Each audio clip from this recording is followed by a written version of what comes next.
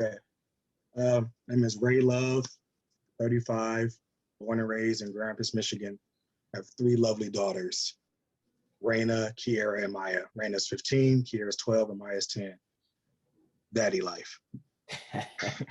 Daddy life, I love it. You got the teenagers, man. So that's a whole different demographic right there. Oh boy, how's that? Uh, Different, Yeah, challenging. yeah. Uh, everything has pros and cons, But All right. yeah, it's tough. How are they handling this? Like the COVID stuff and being out of school, being away from friends, and like all that jazz. How are they handling that situation? I feel like they're doing all right, considering, you know, um, Your audio it's is broken taxing. away a little bit, brother. Say Yeah, again. Do you hear me? yeah, that's better. Sorry, go ahead now. I feel like they're doing all right, man. It's just like everybody else. It's just hard just to have not have a social life at all. Yeah. My kids are pulling their hair out. They want to, Dad, can we just go for a walk?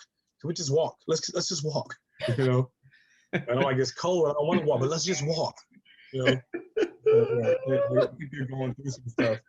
It's a weird time for kids to be developing. In this weird time, this pandemic, racial tension, Yeah. being I'm not gonna say new. It's always been here, but now being out and open is just Yeah. Yeah. they're wearing a mask, and kids can't even learn how to, like they're trying to learn about facial expressions and how they should be looking. It'll be awkward as hell when they grow up.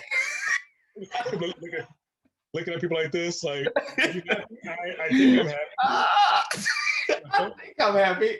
I think this is the face you make when you're happy. So Oh no. I feel like this world is messing them up, but we're trying to figure it out. There you go. That's a great point that you made though. Like even that, even something as simple as like picking up, like for younger kids especially, right? Like you're working on facial expressions and subtle hints in your face and stuff like that. You got a mask on, you don't know what to.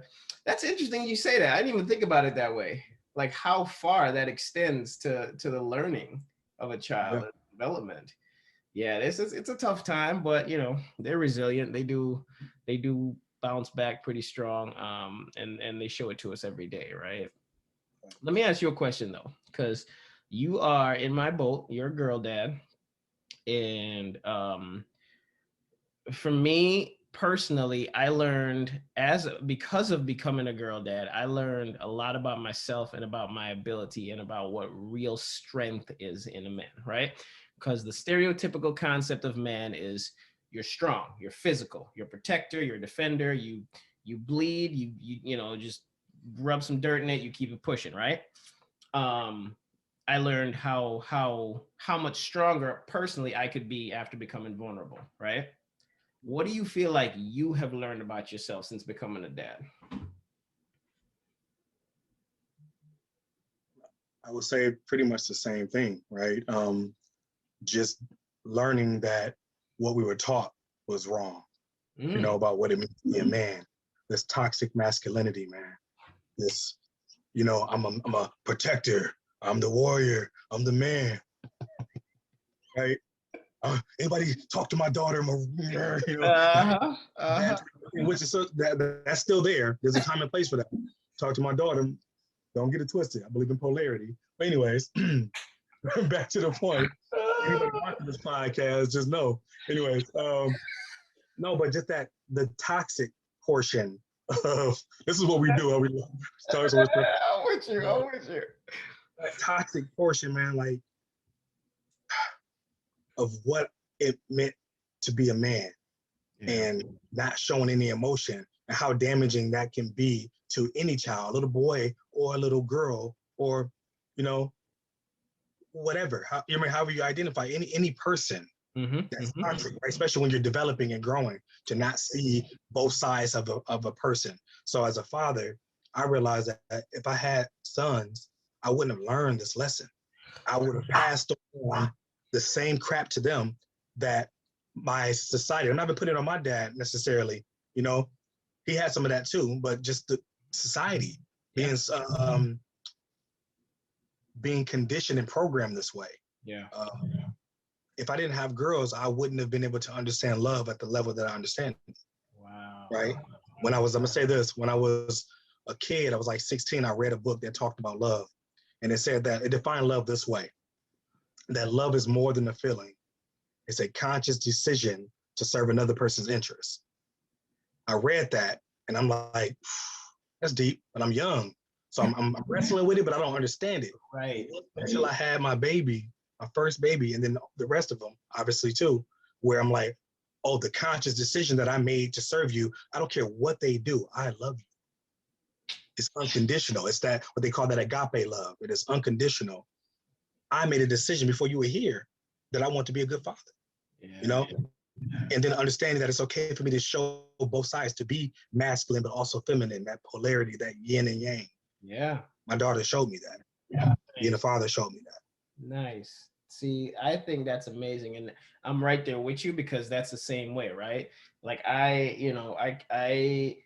grew up in an environment where if you're quote unquote soft, yeah, you a target at that point, and you put yourself in a position where you're gonna get ridiculed. You're gonna get, where I'm from, you get beat up, you get jumped, like, you just get picked on, the weakest link, if you will, right?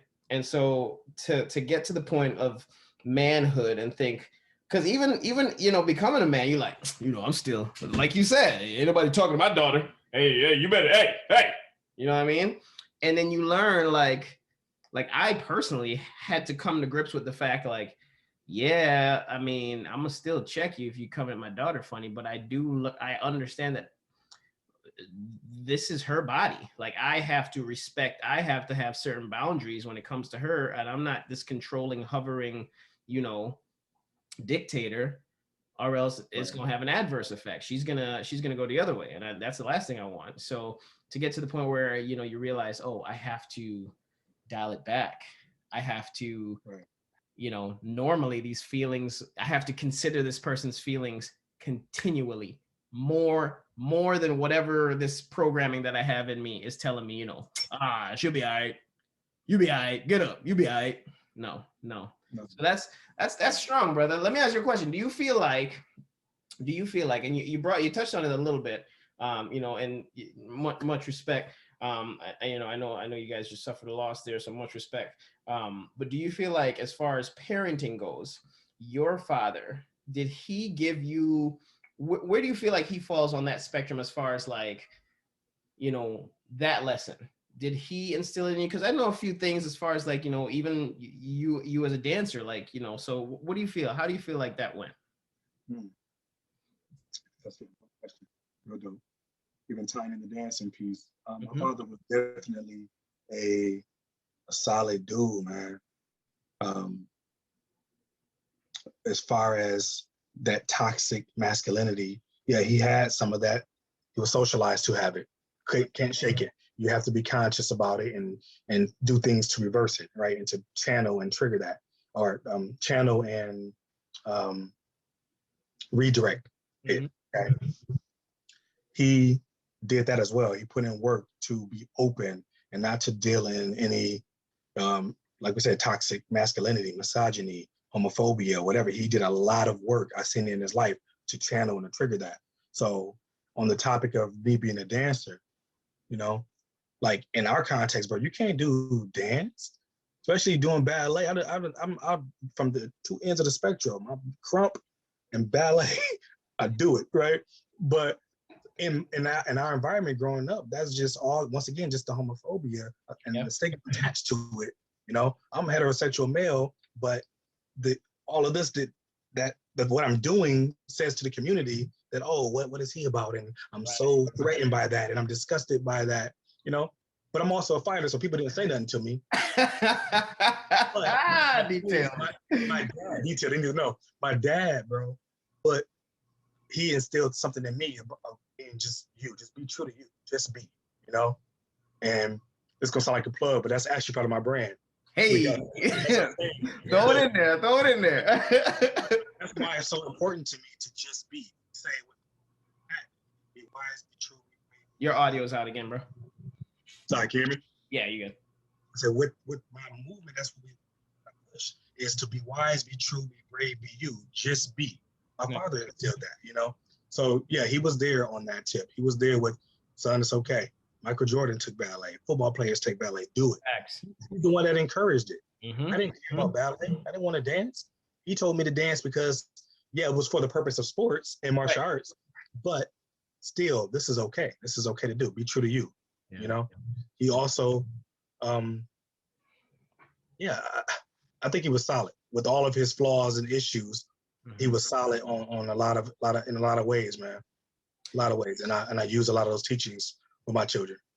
I think that's amazing. And you got to be he had to be pretty secure in himself in order for him to prescribe that kind of remedy, even if it was being used for a secondary, resource. For him to prescribe that, he's got to be pretty secure in himself too. All right. Because, like you said, if you would have had sons, the story might have been different. I feel the exact same way. If I would have had sons, I would have put onto them a bunch of this toxic masculinity nonsense. I would have never gotten to the point where I'm crying at Disney movies and stuff. Like, this is something that came after I had daughters. You know what I mean? Like, to really check yourself and understand, you got to dial it back. Yes, you have to protect that young lady, but you also got to love her. You got to have a tender side. She's got to be able to come to daddy. Right. So, yeah, man, let's see. So with that being said, let me ask you this, because obviously you've been in the game a little bit longer than me. Who's counting? 15, so yeah. 15, 6. But what do you feel like the most rewarding part is about being a dad for you? That's dope.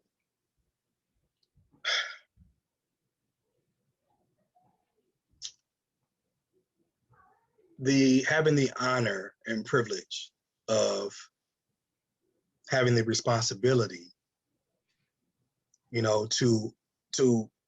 of nurturing and helping them develop, right? Mm-hmm. It's very rewarding to know that I'm playing a very major role in helping this soul, this unique soul and person come into their own, right? Yeah. Like you were saying, it's not about, I don't own you or possess you at all. I recognize that you're here with a purpose, put here with a purpose, just like I was placed here with a purpose, that you came here alone. Mm-hmm. You're going to leave here alone. My job is to nurture that. I am a guardian, I'm gifted and charged with the responsibility of helping you to develop and helping you find your spark, if you will. Okay. Mm-hmm. So the honor and the gift is in that, and knowing that, man, this is dope, but that's bittersweet too. There's pros and cons with that. I'm terrified by that responsibility. Oh my gosh. Preach. I don't want it. I don't want it. I ain't asked for it. I'm like, I didn't ask for this. Yeah. In my mind, I'm like, I just wanted a son to play catch with. Right? That's what, as a young, young dumb dude, I'm like, call it what it is. Son, a little Ray Love Jr. go take on the name. I'm gonna give him a bandana to put on his head. We're gonna be out there like crumping and playing ball and boxing. And you know what? Yeah. My daughters have done everything I ever said I want to do with a son. We have done everything. My daughters box. They do mixed martial arts kickbox. They dance. We do music together. We out here, my daughters can kick me in the head, do a roundhouse to my head, my 10-year-old. Hey. Her flexibility with precision, with power, right? So anything that I say I wanted to do that's supposed to be for fathers and sons, I'm doing it with my daughters. I'm doing it with my daughters, bro. And so much more. And they're doing things for me, helping me to develop. And I wouldn't trade it in for the world, I promise you. I'm not just saying that. I trust me, I feel you. I mean, I personally, and the reason I feel you so much is because I personally wouldn't be the person that I am today if not for my daughters. My daughters literally, I hate, it's funny to say it this way, but my daughters saved me. Because the person that I was hurt and silly and lost. And so all I did was grasp onto the closest thing that made sense to me and try to make that work versus figuring out who I needed to be in order, like, as a person. And so after realizing that my daughters, they need a rock, they need something solid to guide them through this. Like Right. me and my daughter, we have a conversation almost every day. Like I try to get deep with her and just like, and she had a situation with a young man who, his concept of love was a little warped, so it's like if you don't play with me, then I'm not your friend, that one of those things. And so we had to have the conversation as far as like, what it means to be a true friend, what it means to be a good friend, and understanding space and boundaries. And someone, if someone's not going to allow you or be angry with you because you have other people in your group, that's probably not a really good friend, because realistically speaking, it doesn't sound like he cares about your feelings, only about his feelings. Yeah. And these are conversations that we have. And, when it comes to that, the same young man, as far as like space and boundaries, we had a conversation about, who owns her body. Is that's your body. You own your body. Now, daddy's the boss as far as like, making sure you're taken care of and cared for. You run your body. Nobody should ever make you feel like you need to do anything or wear anything, blah, blah, with your body. If my girl wants to go and wear rain boots and a coat and do your thing, do you. I feel like there's certain battles that you have to pick, and those kinds of battles, I think they promote a certain level of confidence and independence that I want to instill. And so none of those lessons I would have learned, bro, if I didn't have daughters. I had a son, you gonna dress like me. We both got a blue shirt on. Let's go. You know what I mean? I got us both Tims. And so those kinds of situations, I feel like, based off of what you're saying, definitely help to mold me personally, selfishly, help to mold me into the man I am today in order to be a better person for them going forward. That's dope. I just want to say this. Mm-hmm. This kid you talking about, if you want to run up on this dude, we can run up on him, bro. I know he might be like 6 or whatever, but he got to learn at some point. He got to learn. He got to learn.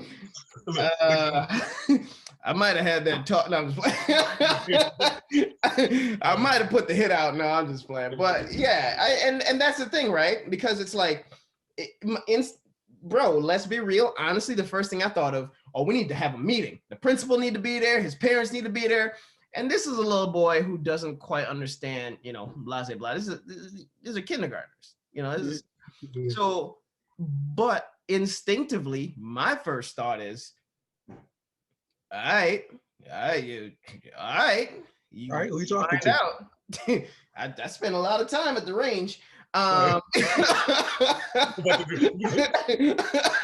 know what I mean? But realistically speaking, this is, and I'm sure you know it, this is gonna be a thing.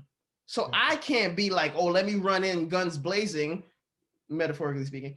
But instead, I need to teach my daughter to be able to handle herself in those situations and allow an environment for her to feel safe enough to come and tell me when these kinds of things happen. Right. Like, you made a dope point, bro.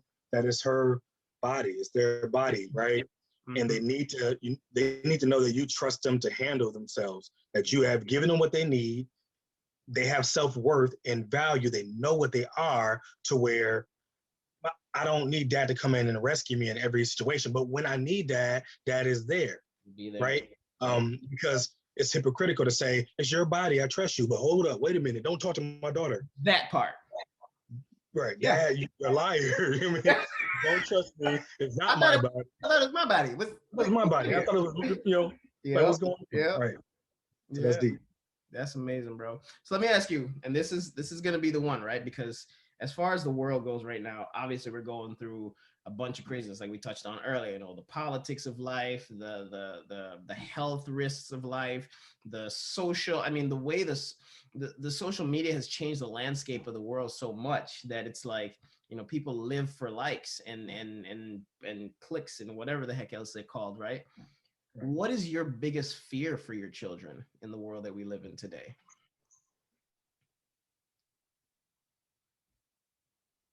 That's so layered, right? Mm-hmm. But I think I can sum it up. Dig in, bro. Dig in. Yeah, it's just that's a 5-week course. Fair enough. Yeah. I've been really emotional lately about this. Mm-hmm. Doing a lot of a lot of work with my kids and unpacking a lot of traumatic things that already happened to them at such a young age.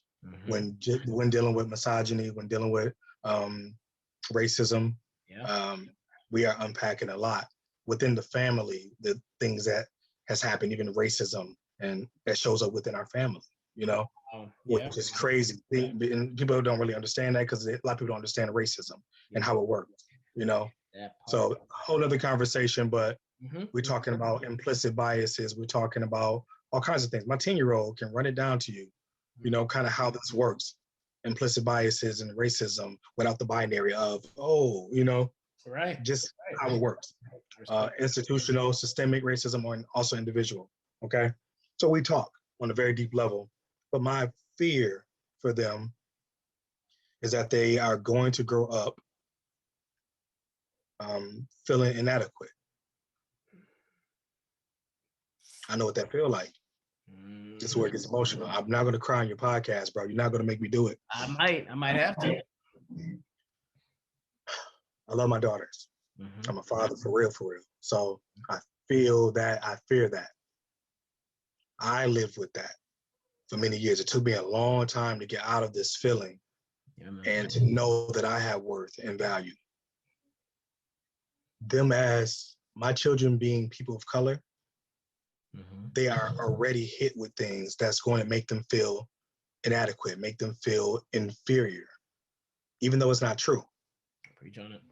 They're going to feel that because that's the world we live in. Society, white supremacy is everywhere. Yeah. And it doesn't mean that a person is this redneck bigot who hates people, and it's not about that. And we don't have time to touch on that. Another podcast, another day. But they are going to feel things. I think the world can agree. There's things happening, racial tension happening, which means my daughters are going to be affected by this, and they already are. Yeah. Their stories are mind-blowing, the things that they've experienced from teachers, from students dealing with race, okay? That creates inferiority, a complex of inferiority. It creates feelings of inadequacy, right? On top of that, they, as of right now, identify as female. That's a struggle. And even if they decide down the road or realize down the road that that's not how they want to identify, the world still is going to see them as such and treat them as such, which is another struggle.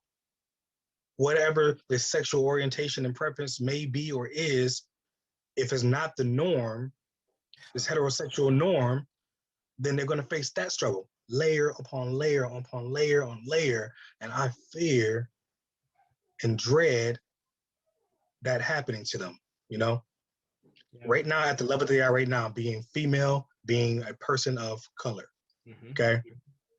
I use that term. You got the mixed babies now. You got the mixed. I said, you got the mixed babies. We both. Oh, and that's another thing. Let's touch on that.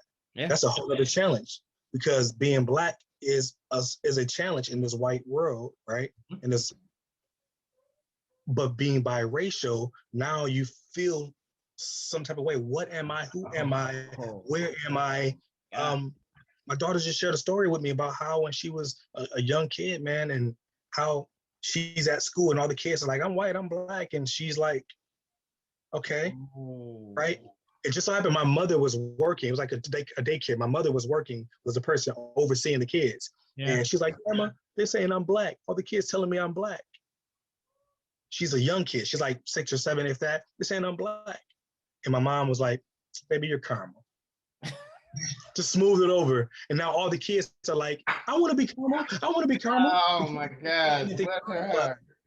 Right. But back to the point, when you start talking about already at that age, she struggled with the Black, identifying with that, and struggle with identity at 6, because that socialization starts early, man. It starts with when you turn on TV, all you see is, for the most part, you see white images being glorified as a superhero, as the princess, as the intelligent one. My daughter's watching a show right now, my 10-year-old, where there's 4 characters. There's a Black guy, there's a white girl, there's a Asian guy, and then there's a white male, blonde hair, white male.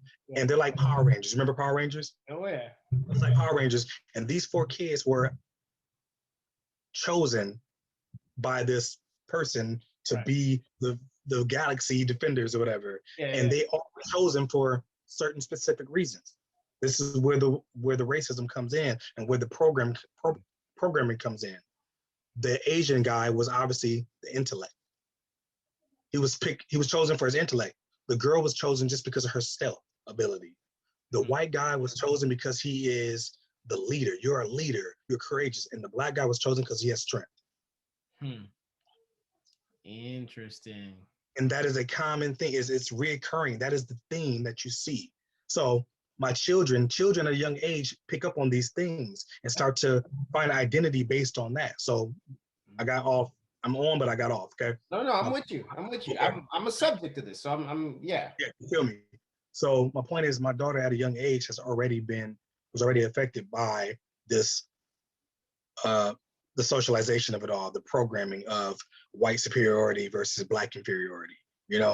And yeah, there's one more thing. There's a test called the Baby Doll test, and it's a group of kids, all different background, all different ethnicities, and they ask these kids. They put a white doll and a black doll next to them. These kids are as young as 5 years old. Some were older too, but they put these dolls next to them and they ask them questions. Which one is the pretty doll? And 9 times out of 10, no matter what the ethnicity of the child was, they went to the white doll. Yeah. Who is the bad doll? They went to the black doll. Who is the intelligent doll? The smart doll? They went to, all the good attributes and characteristics were assigned to the white doll. Yeah. At that young of age, showing and proving that socialization is happening, programming is happening, and it's happening through education, it's happening through the media, and so on and so forth. Yeah. We're feeling that. Answer your question, that's what I fear. Yeah. I respect that. I honestly, so here's, because I think you're 100% right. And I can only say that because that was me. Like, I'm an individual who, for the greater part of my life, like, if I'm being completely transparent and honest with you, bro, I only discovered who I was last summer after my divorce. Like, only last year did I really figure out who I was.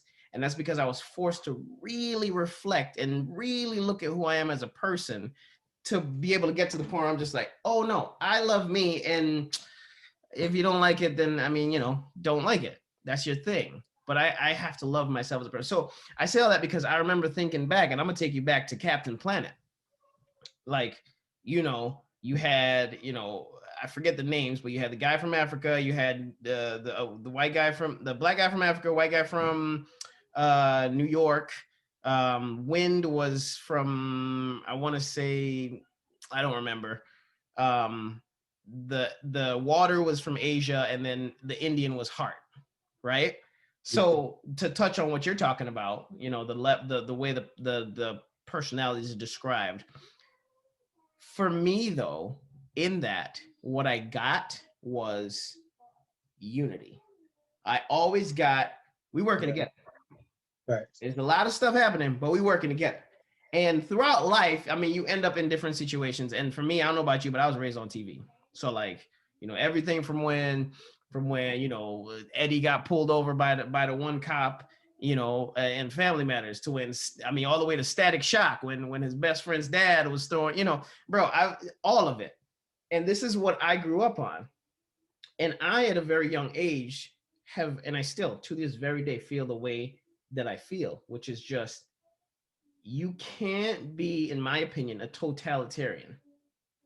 I can't sit on the side of, oh yeah, this is all bad, this is all bad, or this is all good, this is all good. I feel like there has to be a split in the middle. And that's one thing I try to teach my kids. And it's so hard because it's almost like trying to shake somebody's hand while they trying to stab you. Right? This is the environment they're living in. Like, you send your kids out there, and the person dressed nice, looking kind, is looking to kidnap them, take them off to some God knows what. Yeah. So, like, to touch on this subject, fear-wise, my fear is that I will miss something. Like, I'm teaching you self-worth. I'm teaching you self-beauty. I'm teaching you respect for yourself. As their ages go up, and I don't care how anyone feels about this, my children, when they get to a certain age, they're going to go into self-defense. I don't care how anyone feels about this. When they get to a certain age, they're going to learn how to shoot. I don't care how anyone feels about this. When they get to a certain age, they're going to learn how to fight. They're going to learn these things because when they get to a certain age, you're going to learn how to. I need a teenager who knows how to apply for a mortgage. I need a teenager who knows how to start a business. I need a teenager who understands the differences and how they can, I need you to understand the difference between active and passive income. I need you to understand the difference. I need you to understand how easy it is when you really think about it, how easy it is to own property and make an income off of that. Things that I wish I would have learned younger, because the information I have now would have benefited me so much more as a younger person. And so I say all that to say, my biggest fear is that I miss the one thing. Oh, they got all this and this and this, but they fell for the Jesus Christ, you want to talk about fear? They fell for the boy who was like, oh, just send me that picture. Now it's on the internet. Right. Jesus. God, don't make me miss. He come up. What's that? Now the little boy got to come up missing. What little boy? The little boy who told her to send the picture. Now he's missing. We don't know where he's at. You're missing me. What little boy? What little boy? No. I've never heard of him. No. What? Missing? What's he talking about? Respect my body, Dad. Yeah. Take away the. No. Me? No. I didn't. I was at work. I don't know. I paid for that job. No, I'm like, no, but realistically though, that's a fear, right? Like you want to be there, you want to protect, you want to care, but the fear of like the unknown. And I think what you said earlier, like the concept, the idea behind it of like the levels of monster that are in the world right now, and that are, to your point, so subtle in some cases. It's not overt. It's not aggressive. It's just subtle. It's terrifying. And unfortunately, the only way that kind of stuff gets healed is for everybody to get on the same page. And I'm going to use this, and I don't know what this, whatever. It's my opinion. One of my favorite comedians right now is Dave Chappelle. And one of my favorite jokes I've ever heard come out of his mouth. He was like, if you think stuff is going to go easy when it comes to fighting China, what you have to understand is that everybody in America is racist. Everybody in China is Chinese. Simple statement. Think about it. Like the concept of that blew my mind, because I was like, yeah, we're all sitting here trying to separate ourselves from each other instead of getting closer. Like, what are we doing right now? So it's a struggle. It's a struggle. And the fear is that kind of stuff is just going to keep falling down the ladder to the next generation. I just don't want that. Yeah. And I'm grateful that I'm in a position to where I can actually pass on knowledge to my daughters, like I was telling you earlier. And for people, and I'm not going to lie, one of the biggest things for me is people like you, like dads who are, people in general, I should say, who are progressive, who are mindful, who are thinking of these things, not necessarily to militarize their information, but to really uplift the next generation, right? Like, I'm not looking for you to hate nobody. I'm just preparing you for when that hate comes your way. Yeah. That's where I live. I'm just preparing you to not be, somebody says something to you, you go, oh, you're angry with yourself. Right. Let me, that just bounced right off. You're angry with yourself. Okay, that's what I'm hoping for. So that's why when you talk about self-defense, it goes way beyond just, it's being able to roll with the punches. Like, oh, this is what's happening. Oh, this is what's like, oh, you can see it coming a mile away. You're going to throw that hook. That's trash. Take it back. Like that's what it is being able to handle what's being thrown at you and to see it coming a mile away. Yeah. Yeah. It's, it is deep. And my children go through self-defense. I train them. They do dance, they do music, do all of this stuff. We haven't gotten to any gun training because, it's just they'll get there when they get there. They're gonna go to you. They're gonna go to you for that. Yeah, no, I mean, you know, they could technically start shooting at the range over at on 28th Street when they hit 14. Not that it matters, just saying, just throwing it out there. I'm just saying that maybe Mr. Mitch take them, and then, maybe Mr. Ray can teach your daughter some self-defense class. Boom, I'll bang. take it. I'll Yeah. take it.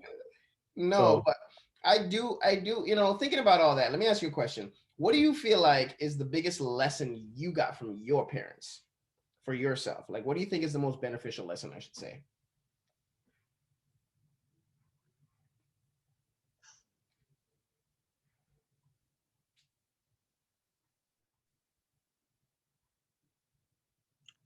I think there's two parts. One, that they were trying to teach me, Mm-hmm.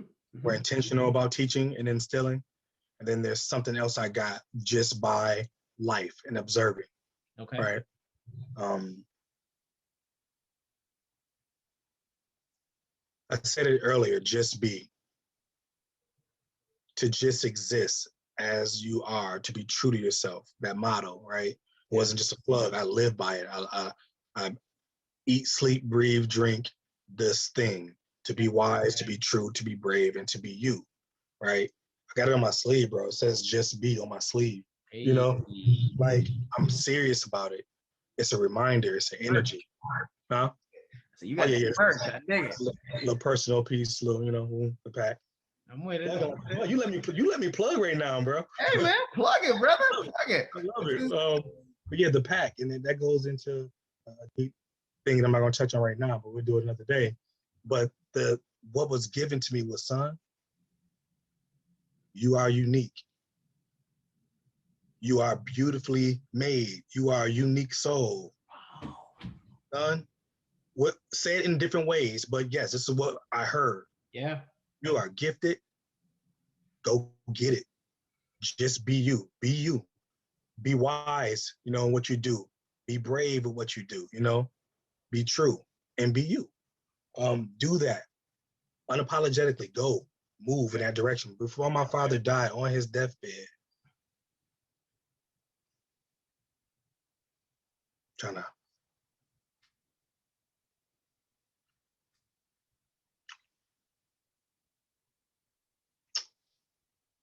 he left. I have it recorded, and he said to me,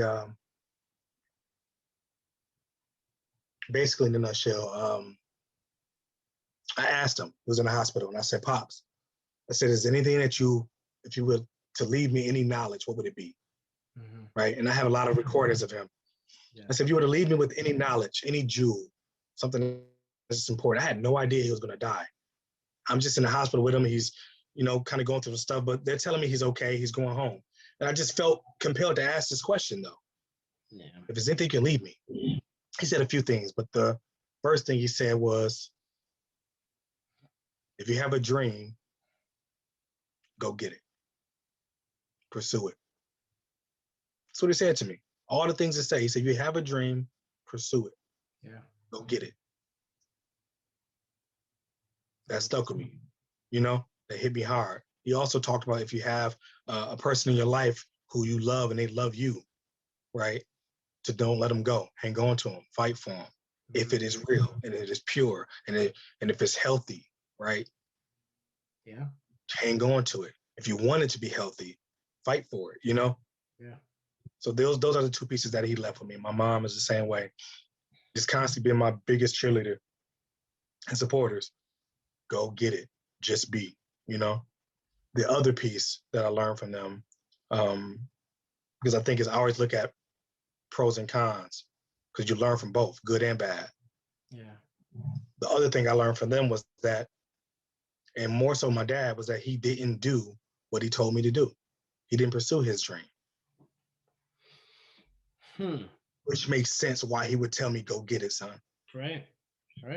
He did a great work. He sacrificed that love I was talking about earlier, that conscious decision to serve someone's interest. Oh, he's the epitome. He's the epitome of that. Yeah. But in doing that, he also lost himself. Absolutely. Which harmed him. Mm-hmm. And he wanted me to know, if your dream is not hurting anybody, your children, your family, pursuing it, if it's going to help benefit them, go get it. Go get it. Valid. That's solid. That's man. I can't even imagine what that experience is like, man. And Yeah, again, brother, I mean, God bless for your loss, man. Condolences. You know what I mean? Um, I appreciate can't even imagine, man. That's heavy.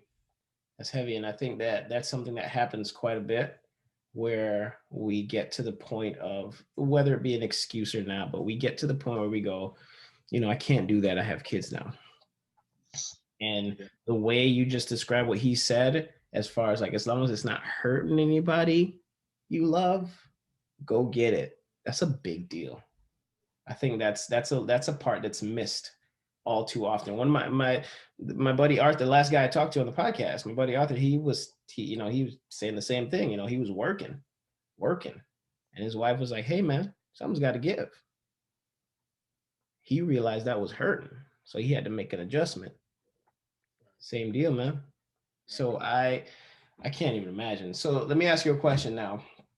With the level of love and respect, and what your family's left for you as far as knowledge, because I think that in itself, just that level of, to give you that level of love, bro, to let you know that you're a beautiful soul, to let you know that, I think millions of lives could have been saved if a parent would have just let their child know that part.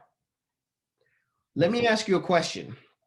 What is something that you wish, now that you are a parent, you're an adult in this world, what's something that you wish that they would have taught you when you were younger? Well, first, I wish that message was clearer and very, very direct, because it was subtle. It was done in ways, the message of being a beautiful soul and unique and talented. It was done in ways of support and, son, go ahead and do that, Yeah. But there was a lot of gaps and holes where I'm trying to put the pieces together. Do you believe I can do it? So that was understood later. Okay. I wish it was very, very direct and said, no, son, you are divine, you are chosen. Yeah. These words is what I interpreted later. It wasn't said this way. Yeah. So I wish that they were very, very vocal and very clear with how they felt and how they see me. But I got the message later, Also, I wish that same things you touched on earlier, as far as money and business, and knowing that I can, owning a business is not impossible. It's not just for those people, teaching me about, like I said, just dealing with money and how to run a business, what does it look like to open up a bank account, and why is that necessary? Credit, what is credit? Why?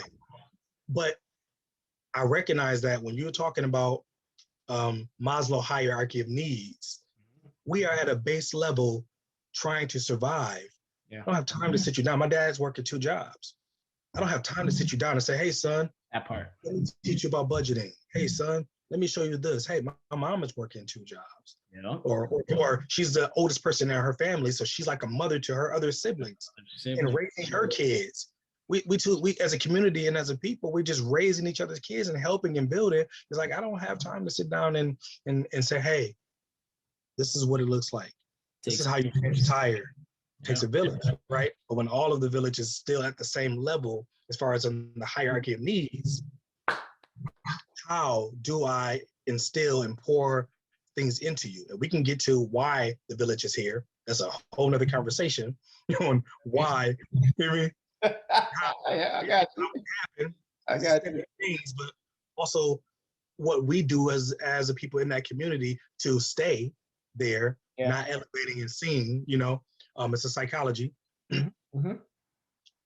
But the point still stands, right? Is that is the reality. Maslow hierarchy of needs: survival, shelter, trying to get a dollar, trying to provide, trying to feed, trying to protect. Yeah. I can't even have time to sit down with you and talk about your dreams and your goals. I just talked about how my daughter wants to do a podcast. She wants her own YouTube channel. Yeah. I am now pursuing my goals and my dreams so that they can have a legacy, so I can live a legacy. But in doing so, I feel horrible because I'm neglecting her. Oh my gosh. And my father now. understand my mother. They couldn't do certain things while they're chasing certain things for me at the same time. So I don't know if I answered your question. I just went No, on. I mean, that right there is solid because honestly, bro, if I had to follow up, I feel the same way. That's why. So for right now, so for the longest time, that's how we met. We met through dance, right? I've been pursuing this career as a performer, as a professional since high school. Right. And when I had kids, that slowed me down very much so. And at the time, you want to talk about, eh, there's a level of realization that's a struggle. I feel it's like the same level. I don't have any background on this, but I feel like it's the same level of energy that you get to when you go through a midlife crisis. It's like you get to a certain point and you're like, I'm not where I want to be, but now I can't do this for whatever reason. I feel like that's where I was for a while.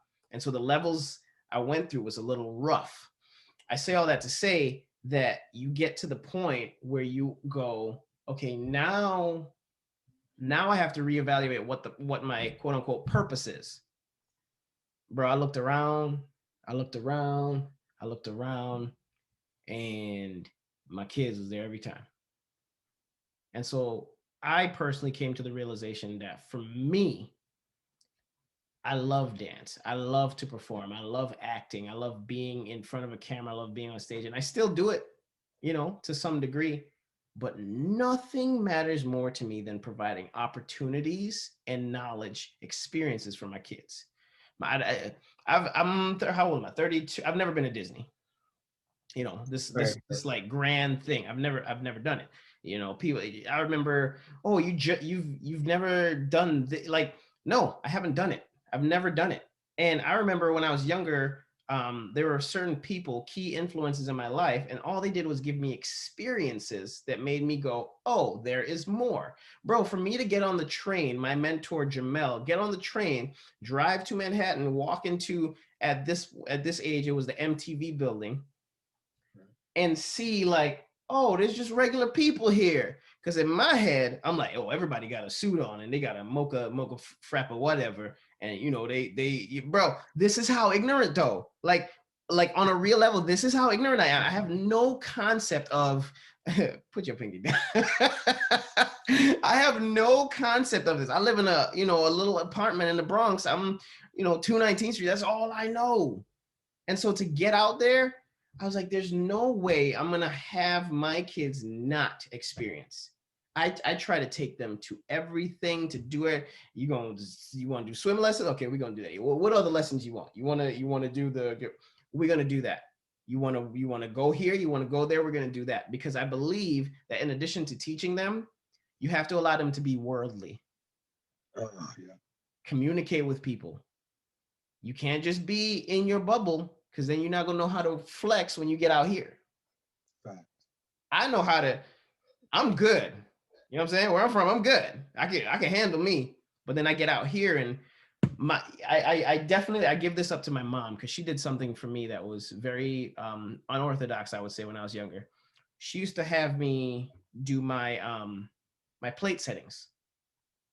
Your spoon goes here, your fork goes here, this is an etiquette. Yeah. I never understood that, why she like just latched onto that at one point in my life. And then I get to the point where it's like, oh, you can't just be quote unquote tough or even just smart. You can be tough, smart, agile, but if you're not cultured, it's a little hard to get into certain doors and figure certain things out, right? So that's a big deal for me too. That's a big deal for me to make sure I provide those kinds of lessons. So I say all that to say, it's like, to your point, I guess, making sure that for me, my parents did the best that they could, I'm sure. And I just want to push the needle a little further with my kids. Yeah. That's where it is. And so that's where my vision's at. That's where my work is at. My work is at, what am I going to be when I grow up? A great dad. Yeah. Everything else is Gucci. Right. I feel like my dad has that title. He accomplished that. And that's why when I speak about him, it's never, even if I point out the areas where he may have missed things, yeah, it's never a disrespect, because that was his goal. That became his mission. And I think that's beautiful and that's honorable, right? Yeah. And that is my mission. It's just what he left with me, that piece he left with, even though that was his mission, Yeah. he had to be honest and say, I didn't pursue the things that I really felt I needed from me. Mm-mm. And that's where my divide, when you came into my life, we met each other, I was already a father.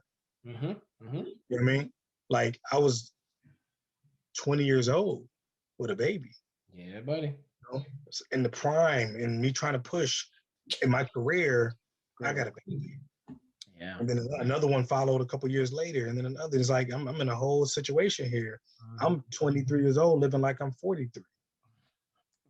Feeling like it. Yeah.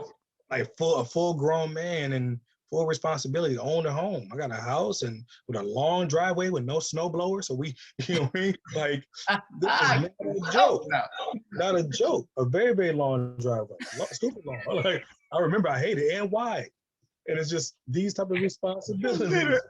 I'm 23 years old. I'm supposed to be in California doing some background dance. I'm supposed to be doing Chris Brown job. Yeah. I'm killing him, just so you know, Chris. I mean, I'm supposed to say Chris stuff, and it's like I'm doing this. Yeah. And I was conflicted because it's beautiful. This is a beautiful thing. I treasure this, but at the same time, I was sent here with a purpose as well. Yeah. Beyond nurturing them for their purpose, there is something else that I have to offer that's going to be good for my soul, but then also going to affect the world in some type of way. So it's beyond dance, obviously. Dance is just a medium or conduit that I use to accomplish that. Nice. But nice.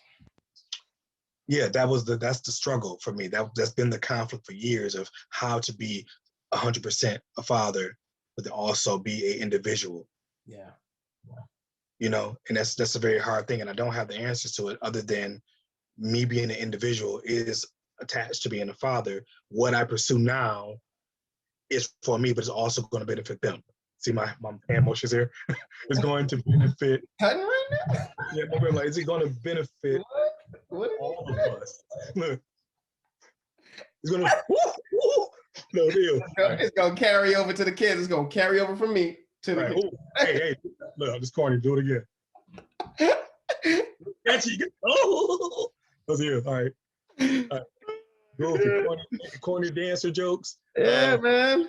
Yeah, you feel me though? That is what I'm talking about, bro. Just that struggle, that internal struggle, that conflict, the guilt and the shame. You just said some stuff that made me feel some type of way. Because I'm like, I failed my children in being able to have them experience and explore. And my children I'm a dancer, but my children don't take dance. Mm. And it's because I'm so busy on the grind trying to get it that I don't have time to put them into place. And when you add the race piece, I don't want my daughters exposed, or I was damaged by being in that predominantly white studio, man.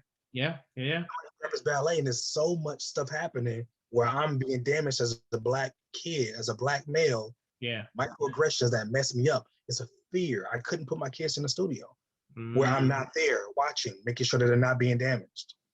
That's the struggle. I think every parent though, right? Yeah. When you can't see what's going on. Putting them on the bus and let them go. When you can't see what's going on, it gets real scary real quick. But I gotta tell you, I feel like that's one of those things. The same way, like I think about it, I really had to check myself. Cause bro, I'm gonna be super candid with you. My daughters were born. Every year my daughters had a birthday, daddy got a new gun. You do the math, right? And I did a couple extra years just cause. But anyway, my point is that my thinking was that I'm gonna go in. You show up to my daughter, I'm about to bad boys you. You know what I'm saying? I'm about to have Will Smith come out and look like 30, right? Right. But then you realize, you get to a certain point where you realize, okay, no. This is not gonna work.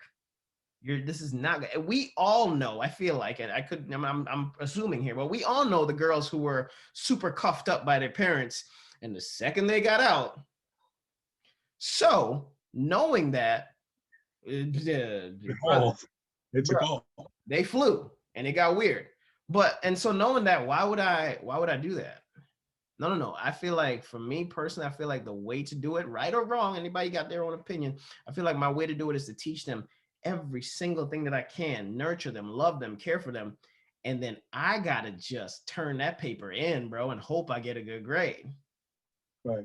There's no way else to do it. I mean, to your statement, so letting them go and take that, it's terrifying, but it's a new environment. Yeah. I want them to learn how to move, and to quote Jay-Z, I want them to, and not to, not to call anybody nothing, but it's like, I just want them to learn how to move in a room full of vultures, right? I just want them to understand this. Like, whatever environment you are in, you don't have to be the wallflower, but you also don't have to be this boisterous, you know, great old oak tree in the class. Just, just Find your maneuver. lane. Just Yeah. maneuver. You know what I mean? I want to say something you said. I got to touch on it because I'm doing this internal work and I'm trying to call out things about myself when I see misogyny creep up or homophobia or whatever, right? This little interaction, we're talking about her going off and flying. Is that rooted in misogyny? I'm talking about myself, not even you, but just my feeling. The initial feeling that I had was, I'm trying to protect her so she don't go out there and be slutting around. Wait a minute.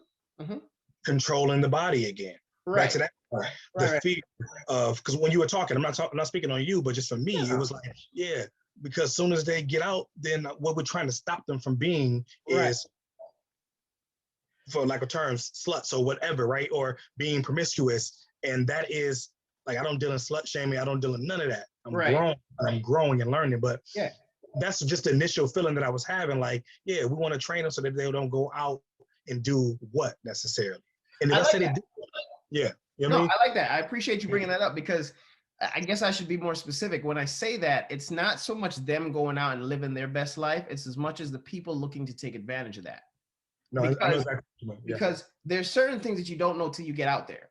For instance, you meet this dude, you met him. He cool as hell. This is my mom. This is my sister. Nothing's going on. Nothing's wrong.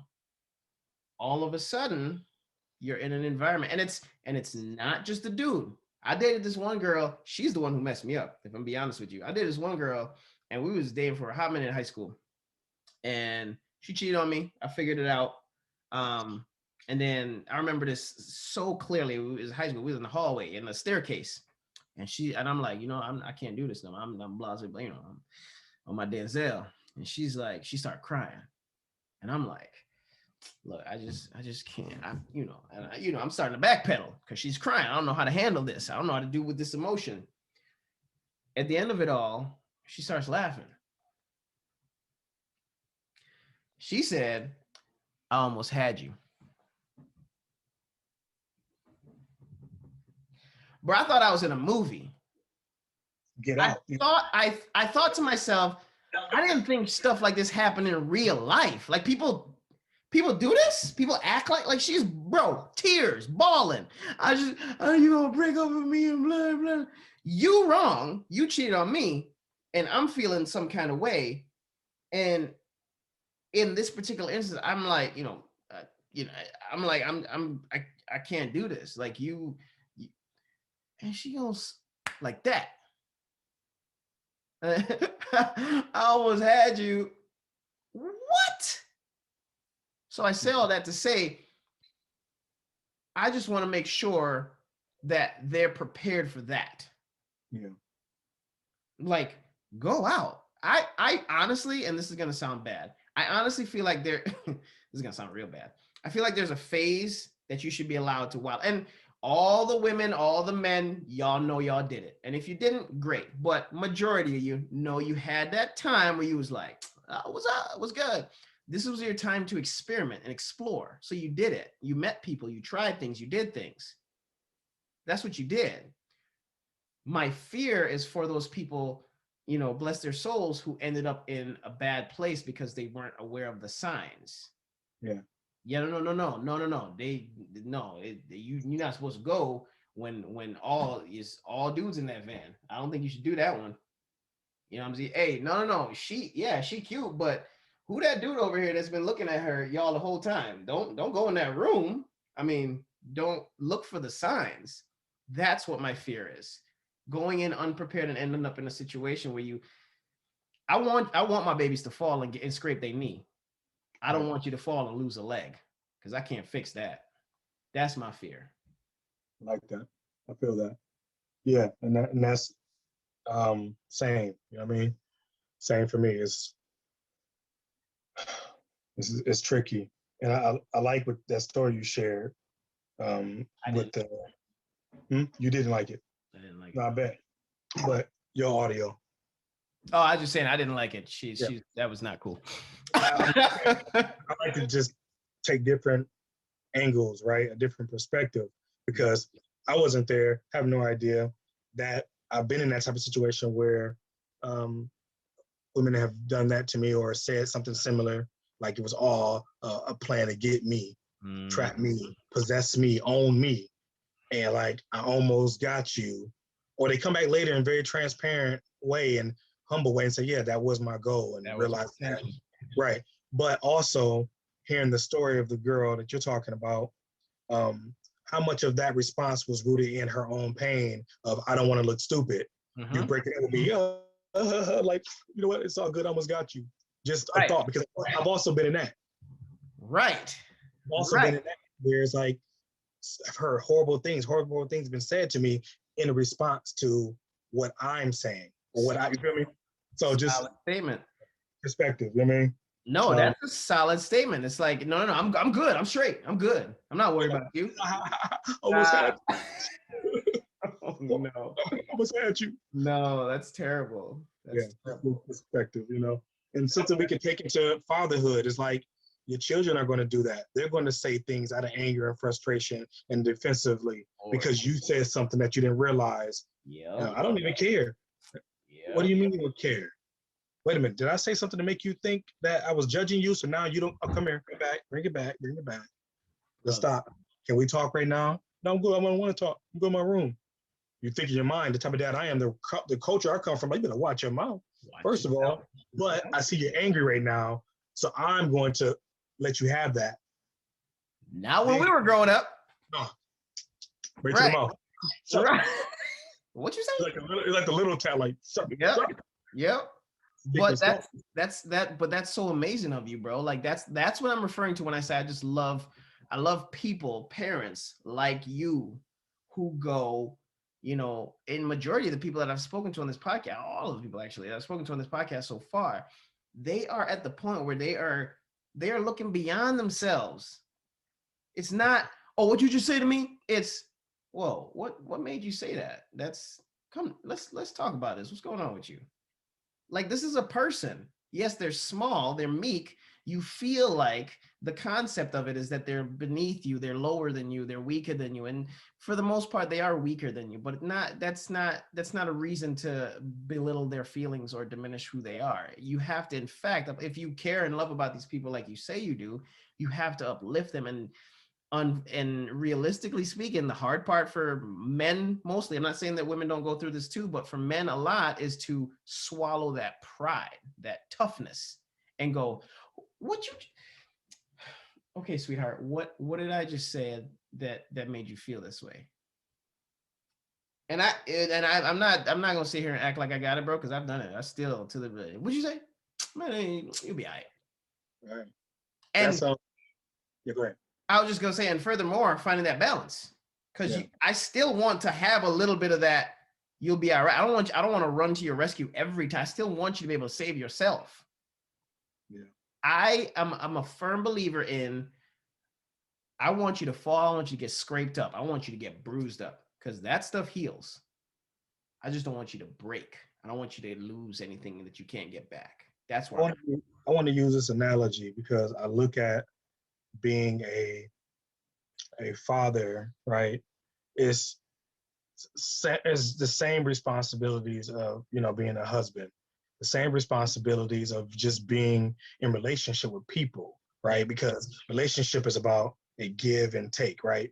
So what I want to talk about is just our responsibility as individuals, not even worry about what we receive, but what do we give, okay? What are we giving? What seeds are we planting?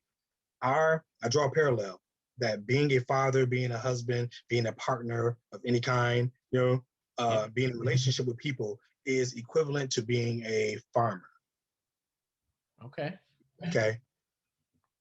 When you look at the word husband, it comes from dealing with husbandry, the connection, dealing with tending, being a farmer, being someone who tends to plants, and dealing with that type of work and labor. To be a father on this concept here, or this topic, I mean, to be a father, I look at it as a farmer in the sense of I'm sowing seeds. I'm constantly planting seeds of life, positivity, self-image, self-worth, empowerment, whatever. I'm planting these seeds. And I have to be consistent with that because not all seeds are going to take root. The ground may not even be ready yet. So it's my job to tend to the soil, to know when it's time to back off. Too much water, try to pour on too much love and care. I can't be stubborn and kick my plant and kick my tree and say, you know what, you stubborn tree, stubborn soil. It's like knowing when to back away. So that example of my daughter not wanting to talk, if I'm a stubborn farmer and I'm ready to do this now, but the plant's not ready to do this, there's nothing that can happen. I got to back up and say, okay, let me just let the sun shine on this mug for a minute. Let me get out. I'm blocking the sun. The sun is trying to shine. My shadow is blocking the sun. It's like, you're not the only thing at work here. You're not the main energy.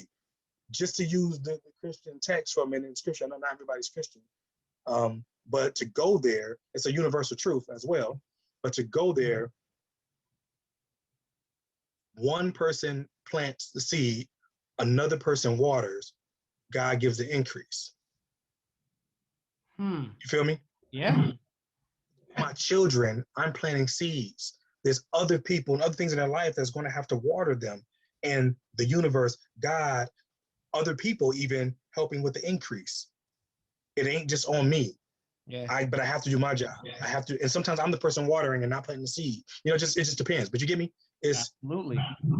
It does take a community. It does take me. My point is, in sharing that, is that I can't be so, it's me and it's my responsibility and you're going to listen to me. It's like, you're a horrible farmer. You are not going to yield any type of harvest if you are not listening to the plants, the crops that you're trying to tend to. You know what I mean? You hear me? That is an amazing parallel, bro. Thank you. That's amazing. That's that right there. The fact that you said, essentially what you're doing is at some point you got to realize you are the shade. You blocking me from growing right now. That's perspective. I don't think I've ever even thought of it like that. I like that. I like that, man. That's solid. That's solid. Oh my gosh. Hey, man, let me ask you. What's up? If you had to give some information to Ray, this is, Ray at his first, you said he was 20s, knowing what you know today, what would you tell him? It's crazy you asked that, bro. Because in preparation for this, I had no idea where you were going with the questions, right? Yeah. But the question came up in my mind. Okay. It's such a powerful question. And I didn't have the answer to it. I'm in the shower. I'm like, what would I say to myself? Because I know that this platform is talking to dads. Yeah. It's like, man, what would I have said to myself? And I couldn't even come up with anything. And I still don't know. So I'm going to just freestyle because I think it's in my spirit to say it, obviously. I know what it is. It will be what we've been talking about, what my dad left me with. That here you are, and it's layered, so it's not that simple, but here you are with children. That does not mean that you don't matter and that you don't have worth and you don't have purpose and that you don't have desires, ambitions. Doesn't mean that you have to give that up. You just need to know how to use it to benefit not just you anymore. Ooh. You feel me? Yeah. But now it's about them. Yeah. But you can still live this passion and live this purpose and this life and this dream. But how does it benefit them? Yeah. Right. And that's why it says layered. I will remind myself or tell myself to check in, to give them time, to don't get so driven or so focused on the goal that you forget what you're doing it for and who you're doing it for. You forget that, oh, I gotta get it. You know you're doing it for them, but you forget that relationship is necessary. As I'm going to get it and I'm running, a month has passed, 2 months has passed, and I haven't even played a game with my daughter. I haven't even talked to my daughter. Just a couple of days ago been asking me, hey dad, can we play chess again? I really love how you teach me how to play chess. Can we also play Call of Duty? Because I'm ready to chess myself up with you. I'm like, you know, I love it. can we all these things? I'm running, busy, trying to create a legacy, leave a legacy for them, that I'm also missing the relational piece. At times, I would have told younger me that you better understand balance quickly. Yeah. That's the first thing, balance. Balance. That's amazing, bro. I think that's amazing. And I think that so far you're not the only one who's made reference to that as far as like having balance. And I think that clearly is a universal thing, I would say. But for the male, you know, caveman, primitive concept of protector, strong man, whatever you want to call them, the male who is not yet able to find that balance, I think that's a solid statement. And I think that kind of stuff helps. Oh, I think it helps so much. And I for the person that's watching this right now and who is, you're Ray, you're in this particular situation. You're about to start your life. You want to pursue this particular thing and you're trying to find balance. I think that's a solid statement. That's something to think about because it makes so much of a difference when it comes to not only just your kids, but in your own personal growth. It helps to actually be able to suck it down and go, okay, let me serve this person. Man. Right. Man, I can't thank you enough for taking the time out for doing this, man. I feel like you touched on a lot of great points, and I feel like the information that you give here is just priceless, man. I mean, I already told you how I feel about you, man. Is again, men like you out there in the world, men, that people that I've spoken to who are willing to shed that basicness about being a man and allowing themselves to really feel for another person and not be self-serving all the time, and to really understand like what it means to be a parent, not just have a kid and they hear yo, like take the time, do what's necessary. Soon as I get off of this, we're about to turn up. Yeah, me too. Hide and seek, tag, you name it. We're about to get it in, right? And I think those are things that matter the most, man. Anything you want to share with the people, man? Anything you got going on you want to share with them? I know you plugged your stuff a little bit, but if you got something to throw out there. I was happy because you were saying things that just led there naturally. Because I know. That's right. So like, man, you giving me opportunities, bro. Opportunities. Yeah, but, everything you sent me, I wrote it down, bro. Everything you... Like, make sure you say this.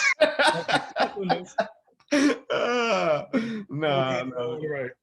Yeah. So no, I just, like I was saying, it's really about what my heart is. I poured that into my